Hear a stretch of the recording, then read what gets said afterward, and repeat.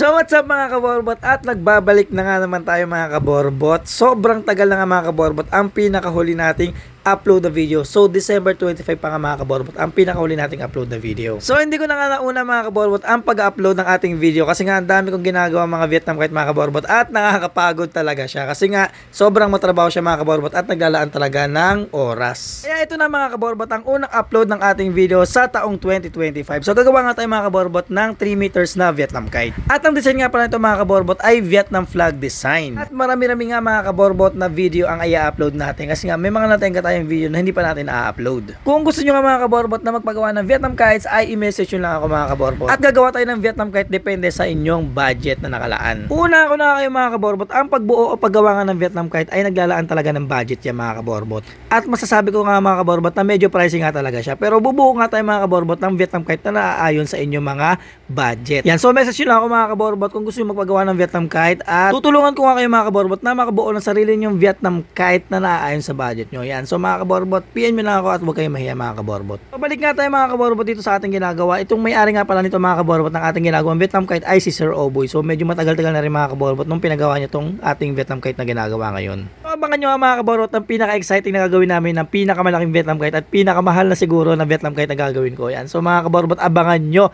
at nakaka-excite talaga itong gagawin namin. Bibigyan ko na kayo mga kaborbot ng konting highlights yun sa aming gagawin Vietnam Kite na pinakamalaki. So itong Vietnam Kite na ito mga kaborbot ay hindi pwedeng hilahin ng 2 o 3 tao lang mga kaborbot. So alam niyo na mga kaborbot at magkakaroon na nga kayo ng idea mga kaborbot kung ganong kalaki ba itong Vietnam Kite na gagawin namin. Ako na nga tayo mga kaborbot dito sa ating Vietnam Kite na ginagawa. So yan mga kaborbot, tinatapos ko na yung ating frame at yung kanyang pakpak. So yung susunod dyan mga kaborbot na ating bubuhay ay yung kanya namang buntot. Bakit nga ba mga kaborbot hindi tayo nakakapag-upload ng ating video? So medyo nahihirapan nga ako mga kaborbot na mag voice over dito sa ating mga video. So usually kasi mga kaborbot na kailangan talaga ng voice over yung ating mga video kasi nga more on time lapse or fast forward yung ginagawa natin sa ating mga video. So dito nga mga kaborbot ay natapos na natin yung ating frame at yung pakpak ng ating Vietnam Kite at tatry na nga natin assemble mga kaborbot yung ating Vietnam Kite para makita natin kung fit ba yung lahat ng ginawa natin mga kaborbot. Ang ating 3 meters na Vietnam flag design. So kitang-kita nyo mga kaborbot. Grabe. Sobrang kinis. Sheesh. Ayan pagkakagawa ko nyo mga kaborbot. Sobrang kinis mga kaborbot talaga oh.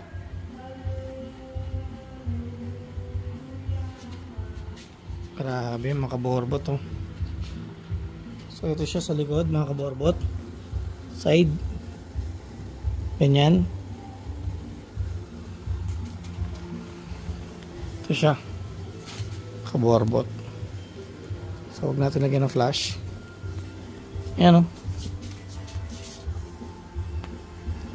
Grabe, napakaganda.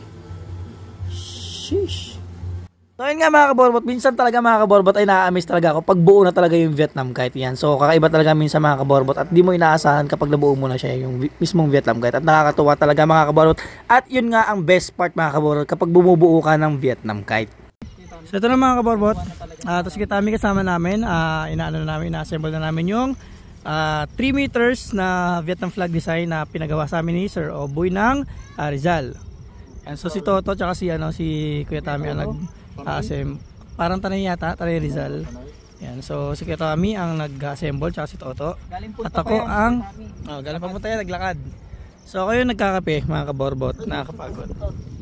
Yan, so hindi pa tama eh. Andito yung line. So ayun mga kaborbot. O nagkakape. At may mga bata doon mga kaborbot eh. So bibigyan natin kung sino sila. Ayan sila. Okay, so hindi ko sila kilala mga kaborbot kung sino itong mga tao. Okay, so tumagusto sila mga kaborbot sa lagusan. Okay. So absent ang ating mga bata mga kaborbot, nasa simbahan, may Christmas party. At meron tayong substitute. Eto. Yan. So taga saan kayo mga mga idolo? Taga-Landmass. Kaming dalawa po. Kaming dalawa. Eto, kaming tatlo. So ano pangalan mo idol? Shem. Ha? Shem. Shem, ikaw? Karabula. Ay, Uy. Bakit doon? Bakit kasi po doon sobrang taas, sakit-sakit sa pako. Oh. Ako pa tayo. Oo. Tapos nandoon pa nahulog yung kasama natin sa kanal. Si Daniel. So yan mga kaborbot, taga-Landmass. At pumunta na sa bukid para nagagala daw sila. Gagala. habang buhay, ako sa'yo'y maghihintay. Bimeg. Yan, so nakatuwa mga kaborbot kasi napunta sila sa bukid oh. Sobrang saya nila oh. Iba talaga ang bukid feels mga kaborbot. Iba talaga ang aura ng bukid. Oo, iba talaga. Sobrang nakaka-relax mga kaborbot. Ang lakas ng hangin natin mga kaborbot yan. So bagay na bagay ito sa pagte-test fly natin ng ating 3 meters. So pag na-test fly natin ito mga kaborbot is papadala na natin to kasi sakto-sakto sobrang lakas ng hangin. So one test fly lang to mangyayari kasi nga iba na yung lakas ng hangin ngayon mga kaborbot. Ito mga kaborbot, tandaan yung pagmumukha na yan. Yan. So may lagusan dyan mga kaborbot. Kamuntang engkanta dyan. Hey! So ito na mga kaborbot na assemble na yung ating pakpak. So napakakinis mga kaborbot. Sheesh! Carbon check! Hey! Sobrang kinis mga kaborbot. Kitang-kita nyo naman oh. Sheesh! Yan. Ito. So ito mga kaborbot, nahihirapan. Ulages. Ulages. Ang hirap. Ganito lang yun guys oh. Ay! Inaatake ako. So yan mga kaborbot, napakaangas ng ating gawa. Sheesh! 3 meters. So dito tayo mga kaborbot. Diyan pa lang malalaman ako may kiling eh. Diyan oh. Hey! Hey!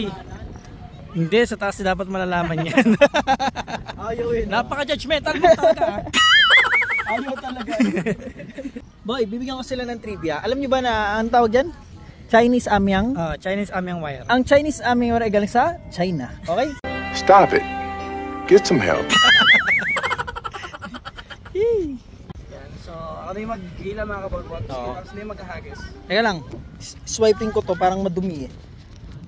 Ito si Kuya Tommy, siya ang magtatapon sa langit. Pero dito ako sa likod para makita natin kung maganda talaga. Yan, taga-landmass din yan guys. Ito, tsaka yan, yung dalawang yan. Siya nagbabatuan. Ayan. Ayan guys, so malakas ang kanyang kiling pakaliwa. Pagka boy pumipihit siya ng pakaliwa, saan mo lalagyan ng kiling? Bali kapag pumipihit mga kaborbot dito, tulad na nakita natin kanina. Oo. Ang kiling natin dyan ay papunta rito. So, papunta rin doon. So ang kaninang pasokot niya mga kaborbot nandito. Tapos inopen natin to. Sabi in-adjust natin dito sa gilid. Okay. Yan. So makikita niyo mga kaborbot, yan ang kiling niya. Oo. More on yung tali niya nandun sa kaliwang side. Natin siya ngayon. Okay. So, doon ulit ako sa likod, guys. Mga kaborbot. Test flight 3.